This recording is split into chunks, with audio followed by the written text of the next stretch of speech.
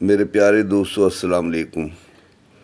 میں آج آپ کو ایک لوک کہانی عمر ماروی سنانا چاہتا ہوں۔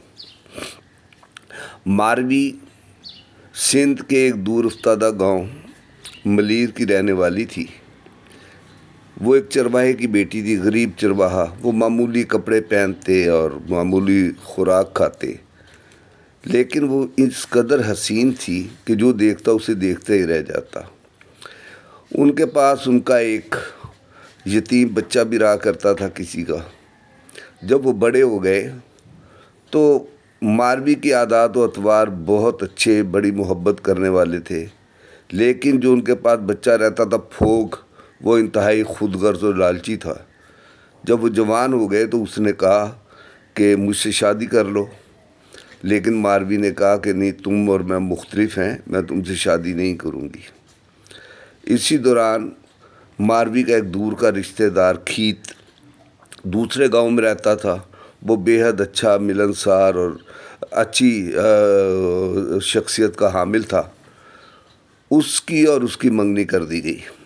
جب اس کی منگنی ہو گئی تو پھوگ دل برداشتہ ہو کر وہاں سے چل دیا اور عمر کوٹ پہنچا۔ عمر کوٹ کے سندھ کے حاکم عمر سومرو اور ان کا دارالخلافہ عمر کوٹ ہوا کرتا تھا۔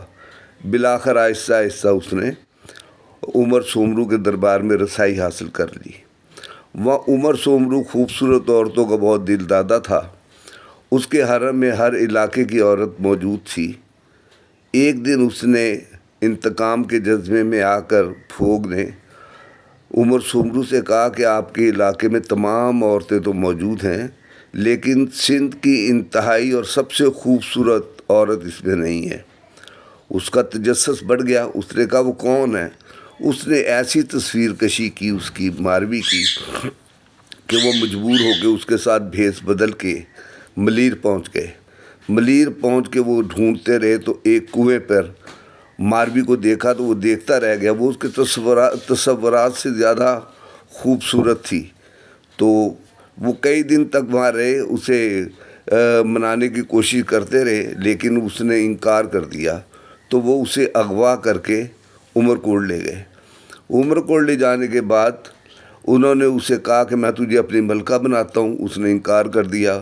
اس نے کہا میں خزانہ دیتا ہوں تجھے، جاہو مرتبہ دیتا ہوں، تیرے والدین کو یہ کر دوں گا، لیکن اس نے سب منع کر دیا۔ نہ بالوں میں کنگھی کی، نہ کپڑے تبدیل کیے۔ بالآخر عمر سومرو نے اسے کہا کہ میں تمہیں 1 سال دیتا ہوں، اگر 1 سال میں تمہیں اپنی محبت کی طرف مائل نہ کر سکا تو تمہیں اجازت ہے، تم چلی جانا۔ لیکن وہ 1 سال کے بعد بھی ماروی اس کی طرف مائل نہ ہو سکی، اور اپنے وعدے کے مطابق عمر سومرو نے اسے واپس اس کے گاؤں پہنچا دیا۔ جب گاؤں پہنچا دیا تو سندھ کے رواج کے مطابق اسے قاری کرنے کا فیصلہ کر لیا گیا، کیونکہ وہ گھر سے 1 سال دور رہی تھی۔ لیکن باپ کی محبت نے اسے کئی دور دراز صحرا میں پہنچا دیا تاکہ وہ قاری ہونے سے بچ سکے۔ کہتے ہیں کہ سندھ کے صحرا آج بھی عمر کے تربیہ گیتوں سے سرشار ہیں۔ اس کی خوشبو، اس کی آواز صحرا میں گونجتی رہتی ہے۔ یہ آج کی ایک لوک کہانی۔ Thank you.